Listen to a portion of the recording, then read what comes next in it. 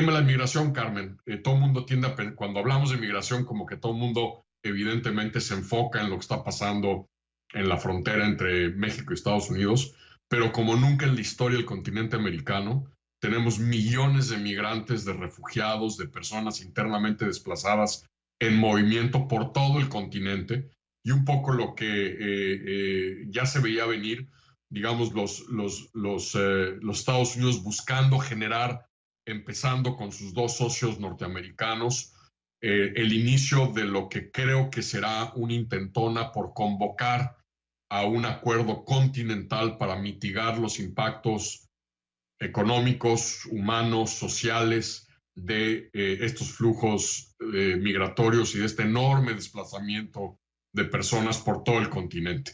Yo creo que es un buen inicio. Como todo, una cosa es lo que se plasma en el comunicado conjunto y en hay un segundo documento que trae, que es muy interesante, que ya platicaremos de esto, que trae los acuerdos específicos, porque es mucho más granular que lo que indica el comunicado conjunto y lo que en las conferencias de prensa han dejado entrever. Pero aquí pues, el reto, evidentemente, yendo hacia adelante, va a ser primero empezar a aterrizar todo esto. Y segundo, el tema que me sigue preocupando un poco, Carmen, que es que a pesar de toda esta serie de acuerdos, siento que, y esto es un problema que no es solo mexicano, está ocurriendo en Washington y también en Ottawa, creo que los tres países norteamericanos todavía no acaban de encontrar esa gran visión estratégica, es decir, todo esto es para lograr qué queremos que sea América del Norte en los próximos años, cuáles son los objetivos y sobre todo, cómo cuadra todo esto con quizá el proceso más importante que está viviendo Estados Unidos desde el fin de la Guerra Fría, que es este recalibramiento de la relación de Estados Unidos con China, en donde México y Estados Unidos seremos fundamentales. Pues lo colocas en su dimensión. Ahora regresamos, Arturo, para desmenuzar precisamente parte de lo que dices, incluyendo este segundo documento que desde luego es de enorme importancia. Roberto Zurrieta, ¿cómo viste este encuentro? ¿Cómo viste a los tres amigos? ¿Cómo viste a los tres países, los tres personajes, los acuerdos que se han expuesto públicamente? ¿Cuál es tu balance esta noche? Coincido con la importancia y la relevancia que indica el embajador. Se nota efectivamente la presencia de un presidente, que en este caso de los Estados Unidos, que a diferencia de lo que había pasado los últimos 4 años, busca realmente completar aún en otros niveles el acuerdo llegado, acuerdo que fue el acuerdo comercial, el TEMEX, que fue negociado y firmado en el gobierno anterior de México. Y después, la tercera visita al exterior de Manuel López Obrador, primero fue a Estados Unidos, Naciones Unidas, y ahora está la tercera. Pero la primera, cuando se activa, cuando se da inicio al Tratado de Comercio entre México, Estados Unidos y Canadá, fue en la mitad de la campaña y se pasó, digamos, de los halagos apropiados diplomáticamente, que en medio de una campaña política, los halagos que le dio Manuel López Obrador a Trump fueron vistos con resistencia, suspicacia, y de nuevo, no era dentro del marco de realmente esta cumbre que se da hoy. Entonces, la cumbre de ahora, coincido con el embajador, se trataron y se acordaron temas muy importantes, no solamente para el hemisferio norte, sino en realidad para toda la región.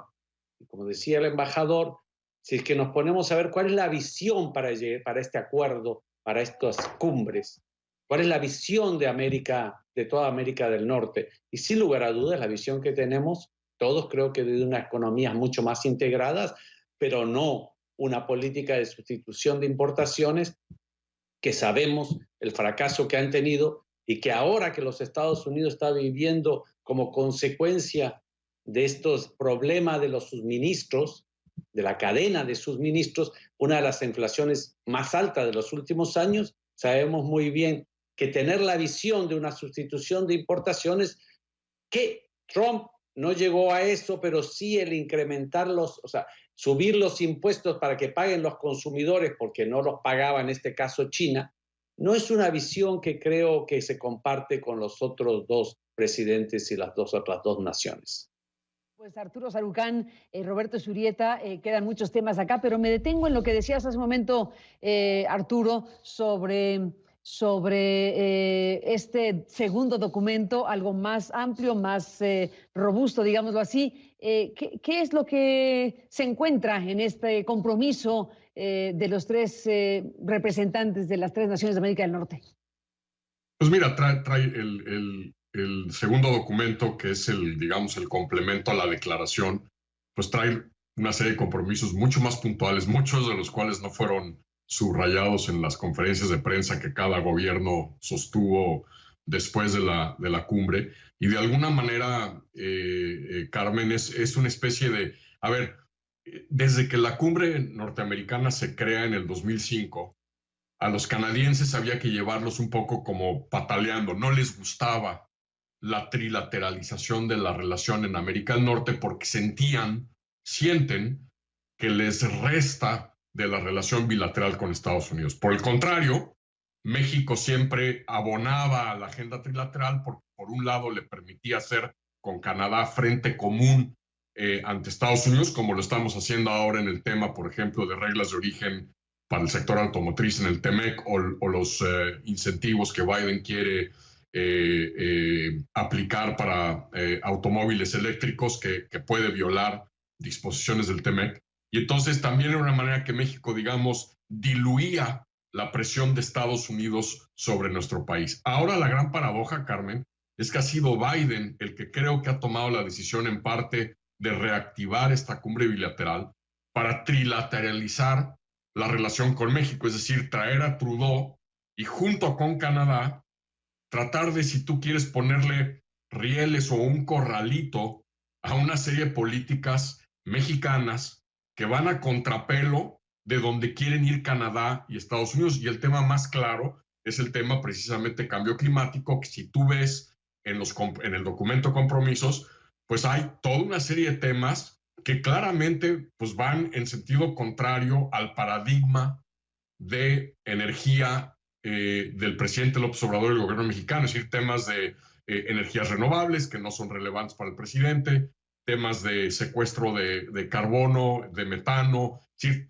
hay toda una serie de temas que pues un poco lo que hacen es ponerle un corsé, si tú quieres, una camisa de fuerza, tratando de reorientar algunas de las políticas públicas mexicanas que están fuera de sintonía con este tema tan importante para el presidente Biden, que es el cambio climático, la economía verde y las energías renovables. Entonces, hay aquí un efecto muy interesante en donde de alguna manera ahora es Biden el que quiere traer a Trudeau y a Canadá para que la presión sobre México pues no sea focalizada en Estados Unidos y que eso no genere la molestia del gobierno mexicano y ponga en jaque la cooperación mexicana en materia migratoria, que sigue siendo, más allá de la cumbre trilateral de hoy y de otros temas de la agenda bilateral entre México y Estados Unidos, sigue siendo la prioridad de Biden en la relación con México, sobre todo cara a las elecciones intermedias del próximo año, donde los republicanos le van a pegar con todo al presidente Biden con el tema de la frontera, la migración y, ojo,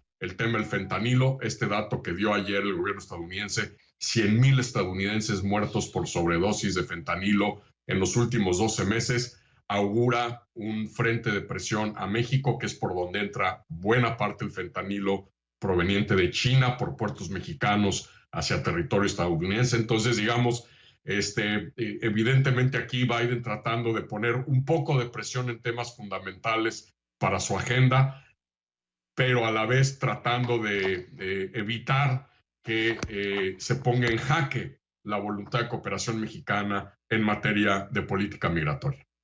Ni más ni menos. Se nos acabó el tiempo. Roberto Zurrieta, en un minuto, ¿cómo cierras el programa? El presidente Trump le gustaba las relaciones bilaterales, le gustaba ser el maestro de los acuerdos. Ahora tenemos un gobierno, existe un gobierno en los Estados Unidos que sí cree en las relaciones multilaterales o las tripartitas. Y relaciones que vayan mucho más de tomarse una foto, un abrazo y utilización política. Lo que se vio el día de ahora es realmente un acuerdo serio entre los tres países que busca tratar de resolver muchos de los problemas, pero sobre todo ver cuáles van a ser los próximos años y continuar en esta línea, y el próximo encuentro será en México. Pues mucho de lo cual seguiremos hablando, si me lo permiten los dos. Gracias, Roberto Ishureta, por estar aquí. Hasta la próxima.